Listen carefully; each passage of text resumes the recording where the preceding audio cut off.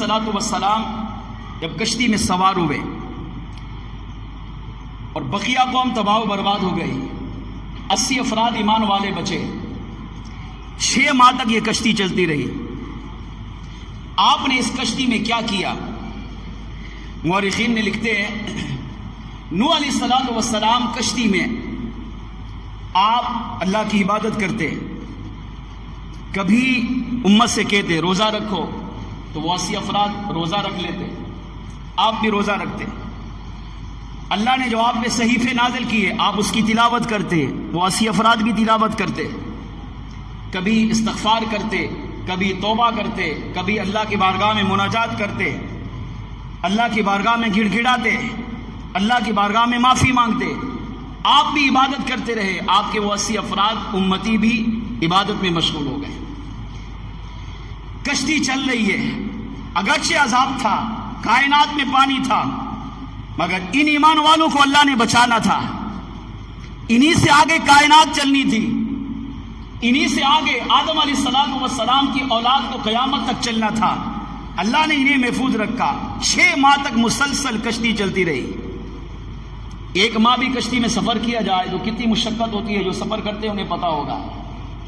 6 ماہ چلتے چلتے اب کنارہ ہی نہیں مل رہا، تو امت پریشان ہوئی، اور کچھ جو امت کے نیک لوگ تھے وہ نوح علیہ السلام کی بارگاہ میں آئے، عرض کیا اے اللہ کے پیارے نبی، 6 ماہ ہو گئے ہم مسلسل پانی پہ چل رہے، ہمارے پاس کشتی کے علاوہ کچھ بھی نہیں ہے، اور چاروں طرف جہاں بھی نظر دوڑاتے ہیں سوائے پانی کے کچھ نظر نہیں آتا، کنارہ تو ہے ہی نہیں۔ آپ اللہ کے نبی ہیں، اللہ کی بارگاہ میں دعا کیجئے اللہ ہمیں کنارہ عطا فرما دے۔ نوح علیہ السلام ہمیں عرض کیا ہمیں مشقت ہو رہی ہے، اب ہمیں پریشانی اور تکلیف محسوس ہو رہی ہے، آپ دعا کیجئے اللہ ہمیں کنارہ عطا کرے۔ نوح علیہ السلام نے فرمایا توبہ کرو، استغفار کرو، کیونکہ اللہ کا عذاب آیا ہوا ہے۔ اور توبہ، استغفار، گڑ گڑانا، اللہ سے معافی مانگنا، دعائیں کرنا، مناجات کرنا، یہ ایسے اعمال ہیں جو اللہ کے غضب کو بجھاتے اور اللہ کی رحمت کو ابھارتے ہیں۔ جب بھی انسان توبہ کرتا ہے، استغفار کرتا ہے، دعا کرتا ہے، مناجات کرتا ہے، اللہ کا غضب دور ہوتا ہے، اللہ کا جلال کم ہوتا ہے، اور اللہ کی رحمت کا دریائے رحمت جوش پر آتا ہے۔ تو امت توبہ میں، استغفار میں، مناجات میں، دعاؤں میں مشغول ہو گئی، مگر کشتی کو پھر بھی کنارہ نہ ملا، چلتی رہی۔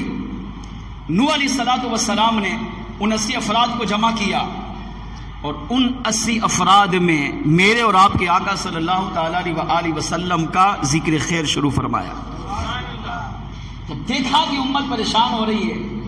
تو دل کی تسکین کا ایک ہی ذریعہ ہے، جب دل غم زدہ ہو، آپ کو مصیبت نے، پریشانی نے، تکلیف نے گھیرا ہوا ہو، تو میرے آقا کا تذکرہ شروع کر دیں، یا کسی کے پاس جائیں اس سے سنیں، یا خود پڑھنا شروع کر دیں، یا کوئی بیان سن لیں،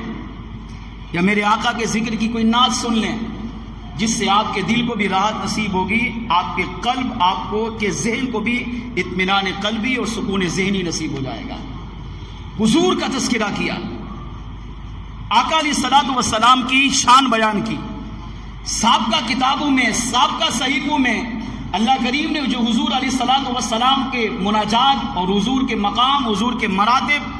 اور حضور کی فضیلت، مرتبہ، شان، عظمت جو بیان کی ہے، نوح علیہ السلام وہ بیان فرمانے لگے۔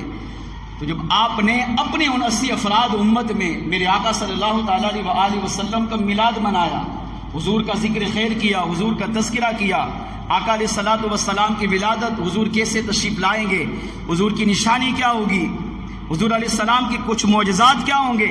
آپ علیہ السلام کو اللہ نے کون کون سے مراتب و مناقب عطا فرمائے، جب ان کا بیان کیا تو امت کے دل میں حضور کا پیار پیدا ہوا، حضور کی محبت پیدا ہوئی، وہ بھی حضور کے عاشق بننے لگے۔ اور نوح علیہ السلام اب توبہ، استغفار، حضور کے ذکر، حضور کے میلاد میں اپنی اس کشتی کے وقت کو گزارنے لگے، لیکن کشتی کو پھر بھی کنارہ نصیب نہ ہوا۔ تو امت نے کہا اے پیارے نبی، اب آپ اللہ کی بارگاہ میں دعا کیجئے۔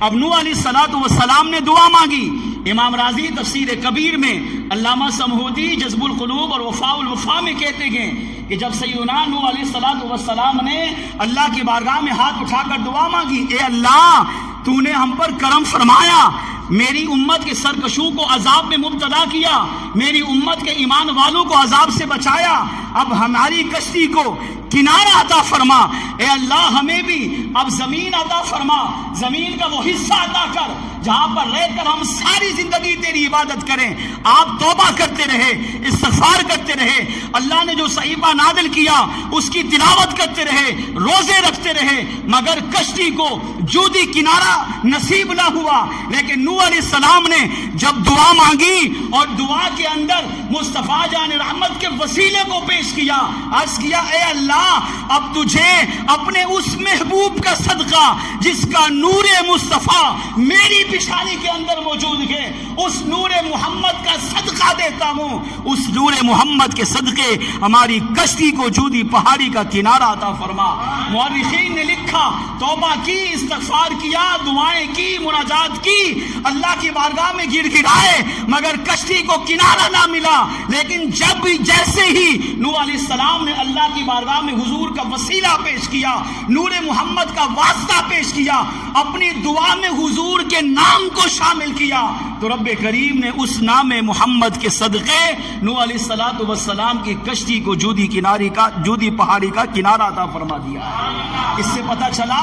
امام سمودی جذب القلوب میں کہتے ہیں نوح علیہ السلام کا یہ عمل قیامت تک آنے والی حضور کی امت کے لیے تعلیم ہے، سبق اور بہت بڑا درس ہے۔ جب تم دنیا میں کسی مشکل میں پھنسو، مصیبت میں مبتلا ہو جاؤ، فرمایا کہیں جانے کی ضرورت نہیں، اللہ کی بارگاہ میں دعائیں مانگو اور ان دعاؤں میں مصطفیٰ جان رحمت کے وسیلے کو پیش کرو، حضور کے اصحاب کے وسیلے کو پیش کرو، حضور کے اہل بیت کے پنجتن پاک کے وسیلوں کو اپنی دعاؤں میں شامل کر لو۔ اللہ ان پاکیزہ ہستیوں کے صدقے تمہیں بھی دنیاوی مصیبتوں سے محفوظ فرما لے گا،